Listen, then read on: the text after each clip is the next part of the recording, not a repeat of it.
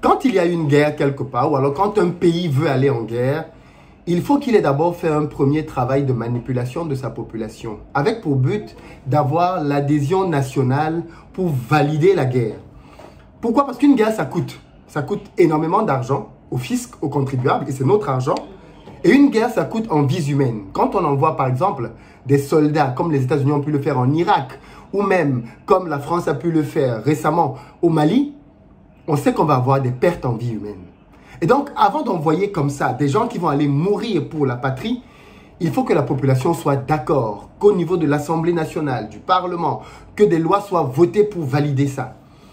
Et l'un des meilleurs moyens de faire valider les guerres, c'est de se servir des médias pour mentir et manipuler les populations. Les médias jouent un rôle prépondérant en temps de guerre pour faire valider à la population que les raisons pour lesquelles on est en train d'aller en guerre sont de bonnes raisons. L'une des raisons bateau qu'on aime souvent utiliser, c'est la démocratie. Pour le cas, par exemple, de l'Irak avec Saddam Hussein, on nous a fait croire qu'il y avait des armes de destruction massive. Je ne sais pas si vous vous rappelez de Colin Powell et la fameuse scène dans laquelle il brandissait une fiole aux Nations Unies en disant que Saddam Hussein y avait la preuve. Là, voilà, que Saddam Hussein avait des armes de destruction massive. Aujourd'hui, on sait tous qu'il n'y avait aucune arme de destruction massive là-bas. Ça a été la même chose quand il a fallu aller pour tuer Kadhafi. Et cette logique-là, elle est toujours la même. Quand il y a une guerre quelque part, regardez bien les médias et écoutez bien ce que les médias vous disent. Aujourd'hui, pour ce qui est de la Russie et de Poutine, alors attention, Poutine, c'est pas un ange, mais on nous fait croire que Poutine, c'est le plus grand des dictateurs et que c'est le mec qui prend des décisions qui sont contre son peuple, ainsi de suite. Ok. En riposte, parce que c'est ça, hein, c'est ça qu'on lui dit, en riposte à Poutine, l'Europe est en train de prendre des décisions suicidaires. Et quand je parle de décisions suicidaires, je parle des décisions qui vont lui nuire à elle-même, l'Europe. Et je veux dans cette vidéo parler de l'une d'entre elles avec vous, parce que je pense qu'elle est tellement gravissime, notamment pour tous ceux d'entre vous, comme moi, qui faisons du business ou des affaires. Quand un investisseur veut aller investir dans un pays, aller mettre son argent dans un pays, et c'est pour ça d'ailleurs que beaucoup de pays africains ne sont pas attractifs, il ne regarde pas que la rentabilité. Non. Il regarde un certain nombre d'éléments autour, notamment le droit à la propriété. Il regarde l'indépendance de la justice. Il se dit, si je vais dans ce pays et que j'ai un problème avec un local, est-ce que la justice va trancher en faveur du local simplement parce que je suis étranger? Est-ce que la justice va me donner raison parce que j'ai mon bon droit? Est-ce que la justice va donner raison à celui qui est le plus fort? Est-ce que la justice est corrompue? Le droit de propriété est un élément fondamental en business. Et aujourd'hui, malheureusement, des pays comme la France sont en train de bafouer un principe de base dans le domaine du business. C'est celui du droit à la propriété. On a décidé qu'on allait saisir les biens des Russes. L'un des éléments qui m'a fait froid dans le dos, c'est quand j'ai entendu le ministre français de l'économie et des finances dire de manière fière que la France venait de saisir un yacht de 120 millions d'euros à un oligarque russe. Je me suis dit quoi? 120? Déjà, je ne savais pas qu'un yacht pouvait coûter aussi cher, donc ça m'a choqué. Et je suis allé me renseigner un tout petit peu. Mais c'est quoi cette histoire? Et là, ce que j'ai appris m'a juste... Et je vais vous parler de ça. Voilà un monsieur qui a envoyé son yacht en maintenance, en réparation en France. C'est-à-dire que c'est un peu comme si tu prends ta voiture, tu l'envoies en garage quelque part pour qu'on répare une panne dedans. Il n'est pas venu en France en vacances. Il n'est pas venu en France se promener avec son yacht. Il a envoyé son yacht en France en maintenance pour que des mécaniciens réparent des pannes dans son yacht. La France, le gouvernement français, l'État français, décide que, en riposte au fait que Vladimir Poutine est en train d'envahir la Russie, on doit saisir les biens des riches russes. Et on va saisir le yacht de ce monsieur. De vous à moi, est-ce que ça fait sens? Quelle est la logique? Quelle est la logique qui justifie que quelqu'un qui est entrepreneur, qui fait du business, qui gagne beaucoup d'argent, oui, il est milliardaire, se voit saisir son bateau? Mais on est allé plus loin. On a saisi son bateau, on a saisi ses maisons, on a gelé ses comptes en France. Pourquoi? Quel est le crime qu'il a commis? Peut-être qu'il a volé le fisc. Peut-être qu'il n'a pas payé ses impôts. Peut-être qu'il est dans un paradis fiscal. Peut-être que c'est un criminel recherché par Interpol. Je suis allé un peu plus loin, je me suis rendu compte qu'en fait, il n'était pas le seul. Je me suis rendu compte qu'on a saisi un bateau appartenant à la banque russe PSB.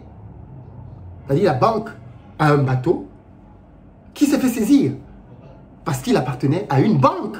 Et là, on n'est même plus avec un individu. À une banque russe, on a saisi le bateau. Mais allons un peu plus loin. On a saisi un cargo russe d'un autre milliardaire russe. On a saisi un cargo d'un milliardaire russe en quelques jours. Quel est le crime de ces trois entités? Alors, peut-être que quand je dis ça, vous pensez que c'est un jeu. Vous vous dites, mais non, Philippe, la France est dans son droit. C'est un message très inquiétant parce que tous les pays cherchent des investisseurs. C'est pour ça que les Qataris et autres, on leur déballe le tapis rouge. Même si ce sont des dictatures, des gens qui ne respectent aucun droit, on leur déroule le tapis rouge parce que ce sont des investisseurs. C'est vous dire à quel point les pays sont à l'affût et à la recherche d'investisseurs. Mais quel est le message donc qu'on vient de communiquer? Quel est le message qu'on vient de communiquer? Que des gens, au motif qu'ils appartiennent à un pays, peuvent se voir sanctionnés. Parce que ces gens n'ont commis aucun crime, aucun délit, rien du tout. Et vous avez des médias mensonges qui passent leur journée à vouloir nous faire valider que ça, c'est bien. C'est-à-dire que, imaginez-vous une seule seconde. Imaginez-vous la seconde que... Imaginez-vous juste que il y a un conflit maintenant entre la France et le Mali, un conflit ouvert, ok? C'est un peu comme si les autorités maliennes décidaient que tous les investissements français qui sont au Mali, du fait que le gouvernement malien a un prix différent avec le gouvernement français, on va saisir tous les biens maliens, tous les biens français au Mali. Est-ce que ça fait sens? Est-ce que ça fait sens? Est-ce qu'il y a une logique là-dedans? Et pourtant, voilà ce que la France, l'Allemagne, l'Angleterre, des pays qui sont donneurs de leçons en termes de démocratie, sont en train d'appliquer au vu et au su de tout le monde. Et je n'entends pas dans les médias des voix qui s'élèvent contre ça. Je n'entends pas dans des médias des voix qui s'élèvent pour dire c'est absurde ce que vous êtes en train de faire. On ne fait pas ça. On ne touche pas, on ne frappe pas quelqu'un parce qu'il appartient à un pays. On ne frappe pas quelqu'un. Mais je vais vous poser une question. Vous connaissez, vous, quel milliardaire qui ne connaît pas un homme d'État? Vous pensez que Kanye West connaissait Donald Trump? Je sais pas moi, tous ces milliardaires ont le numéro du président de la République. En France, Xavier Niel connaît tous les présidents français. Hollande, Sarkozy, tous les milliardaires au monde connaissent les présidents de leur pays. Dangote connaît le président nigérien. Je trouve ça tellement absurde et choquant. C'est-à-dire, et du coup, on reproche à certains Russes le fait qu'on les a vus dessus des photos avec Vladimir Poutine. Mais vous pouvez me donner le nom d'un seul milliardaire français qu'on n'a pas vu en photo avec le président français? Non, ça c'est un procès d'intention. Je trouve ça tellement grave. Et le pire, c'est que des supposés médias passent leur journée à présenter ça comme si c'était bien. C'est-à-dire, oui, les sanctions qu'on apporte, c'est-à-dire, et ce sont les mêmes qui demain vont venir nous donner des leçons de démocratie. Ce sont les mêmes demain qui vont venir nous dire tel pays n'est pas démocratique, parce que souvent c'est à l'arrogance occidentale. On vient donner des leçons, on vient dire aux gens ce qu'ils doivent faire. Et quand, comment je vais appeler ça, des débordements aussi flagrants ont lieu en Europe, personne ne parle. Voilà, tout le monde est d'accord avec le système, on se tait, on la ferme, et puis le système continue tranquillement. Et je trouve ça dommage. Vous pensez vraiment qu'il n'y a pas des milliardaires français qui ont des sociétés en Russie? LVMH, le luxe. LVMH est bien implanté en Russie. Vous savez que les oligarques russes raffolent du luxe. Le diamant, ils achètent plein de trucs de luxe. Donc la Russie, c'est un pays dans lequel il y a beaucoup de sociétés de luxe. Est-ce que vous avez entendu dire que depuis qu'il y a la guerre, la Russie a fermé une société française en Russie, alors que ce sont les Russes qui payent les éléments de luxe qui sont là-dedans? Est-ce que vous avez entendu dire que le gouvernement russe a demandé qu'on boycotte les commerces occidentaux et autres? Parce que ça n'a rien à voir. Ça n'a absolument rien à voir. Mais moi, je pense que ceci doit être un message très clair pour tous les milliardaires africains qui passent leur temps à venir cacher leur argent en Europe. J'espère que ce qui vient d'arriver aux Russes va vous faire réfléchir. J'espère que tous nos présidents qui sont venus cacher leur argent ici, dans des villas, dans des maisons, dans des yachts, dans des jets privés, vous voyez donc ce qui vous attend. Le jour que vous avez une position qui ne plaît pas à la France, à l'Angleterre, à l'Italie, à l'Allemagne, vous savez ce qui vous attend. On va geler vos biens. Allez demander à la famille Obiang, on a gelé les biens de la famille Obiang en France. Qu'est devenu cet argent? Les maisons privées, les hôtels privés, qu'est devenu tout cet argent? À qui est-ce qu'il profite depuis que l'État français a saisi tous ces biens? Est-ce qu'il profite à l'État guinéen? Est-ce qu'il profite aux populations? Non, c'est en France. Donc, à un moment donné, je pense qu'on ne peut pas se taire face à des décisions aussi absurdes. Moi, je trouve ça vraiment purement scandaleux. S'il y a quelqu'un qu'il faut combattre, c'est Poutine, c'est le gouvernement de Poutine. Et qu'on trouve des moyens de combattre ce monsieur, si on veut le combattre. Mais venir s'en prendre aux entrepreneurs, aux businessmen, sous prétexte qu'ils appartiennent à la Russie. Je trouve ça tellement grave. Mais je pense que cette situation permet juste de mettre au vu aux yeux de tous la réalité simplement des systèmes qui nous dirigent. Je pense que vous voyez maintenant de manière flagrante qui nous dirige et comment ils raisonnent.